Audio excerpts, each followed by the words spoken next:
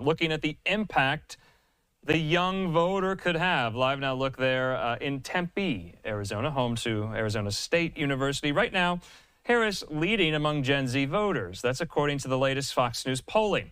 And the candidates recognize that demographic could tip the scale in big battleground states. Well, for more insight on what matters to these voters, this subset, this key core constituency, we're going to be joined right now by Arizona State University student Shaela Patel, and Shaela joins me. Shaela, good to see you here. Happy Friday. No doubt you're gearing up for the election here. What are the issues motivating you? And I got to ask, you are registered to vote, right? Yes, I have actually already sent in my ballot via mail. Okay, you are ahead of all of us here. You have it prepared. So let's get to the issues, though. You sent in your ballot already. You're a registered voter here in Arizona, and you're young. What do you care about this election? Yeah, I would say my top issues for voting this year are climate change and reproductive rights, and then just the fight for democracy in general. I've been involved in climate activism since I was 14 years old. When I was 14, what I was caring about was how climate change was affecting my favorite animals. But as a first-time voter, now I'm looking at the two presidential candidates that we have presented to us.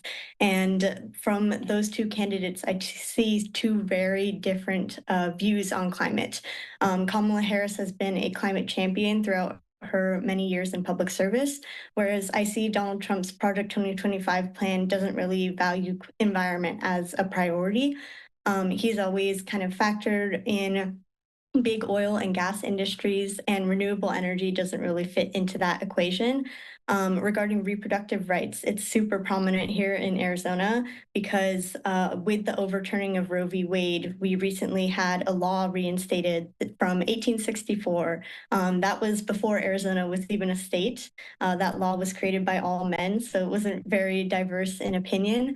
And that kind of made gave doctors permission, or gave doctors the ability to go to prison because they are giving abortions to patients.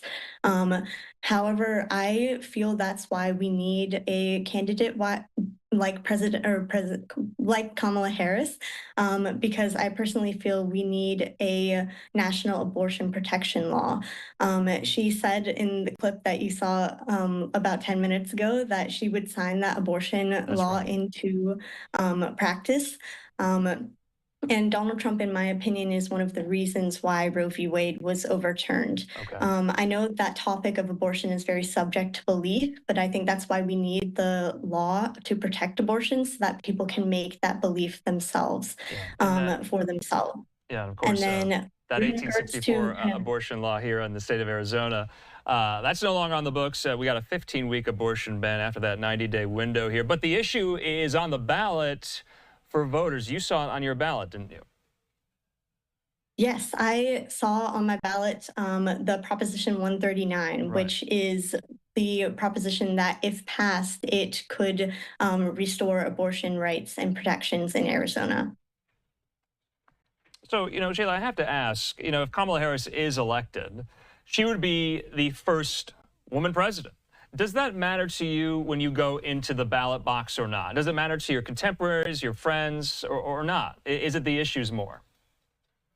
Yeah, I definitely factor it into my decision in voting for president this year. I'm personally Indian American. I'm a second generation. And so I see Kamala as representing me. I saw that when she became vice president that, oh my gosh, I could be in her position because I look like her. And I think that's definitely something that my friends and family are factoring in as well. When I have seen who supports Kamala Harris versus who supports former President Trump, I kind of see more diversity in the backing of Kamala Harris. I see more people of color, more people with disabilities, different diversity in that sense. Shaela, I have to ask, too, because Arizona has quite a high-profile Senate race. Are you paying attention, though, to some of these down-ballot races, some of these local races here in the state? And we got to remind the viewers, here in Arizona, it's a big ballot. It's a long ballot. It's 2 pages. Yes, as a first-time voter, I didn't realize that 2 pages was super long It's and really overwhelming. rare for Arizona. Yeah, Yeah, I find immense importance in voting all the way down the ballot. One of the main reasons is because of my involvement with the Arizona Youth Climate Coalition. I've seen how the youth voice can really impact policy in Arizona, statewide and locally. And so I think all of those local positions and propositions that you maybe have to do a little bit more research on, those can really affect your daily lives. So those are super important to me. One of the races in Arizona that is super prominent to me when voting this year is the Arizona Corporation Commission. And I ask a bunch of people, do you know what the Corporation Commission is? And no one seems to know. Only 6 states in the United States have a corporation commission. Arizona is one of them. And what the ACC does is they regulate public utilities, so oil, gas, water, electricity, and then they set all the rates for those terms of service. So your electric bill, your water bill, that's that's what they right. determine. There's a lot of Um, ballot measures. There's a lot of ballot measures here in the state. Sorry, Shayla, we're running yeah, just a little long here. A last question for you, though. What about your friends? Are they as engaged as you this cycle? Yeah, I have been doing nonpartisan voter outreach work Oh, across wow. Arizona State University's campus. I've spoken to over 500 students. My materials have reached over 600, and what I've gotten back is a mixed response. There's a Okay, lot of people that are very political and outspoken with their beliefs, and then there's a lot that are apathetic to voting. I And see. what I'd say to those apathetic voters is that your vote can really be significant in Arizona. Arizona was flipped in 2020 by about 10,000 votes. Yeah. So that vote is extremely important here in our state.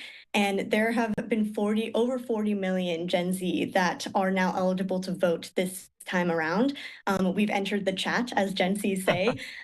So You we guys are have here. That's right. significant impact on the voting and the elections this year, not only nationwide, but also very locally and statewide as well. All right, Shaela Patel, thanks so much for providing your perspective, your insight, and thanks so much. Have a good weekend. Thank you for having me.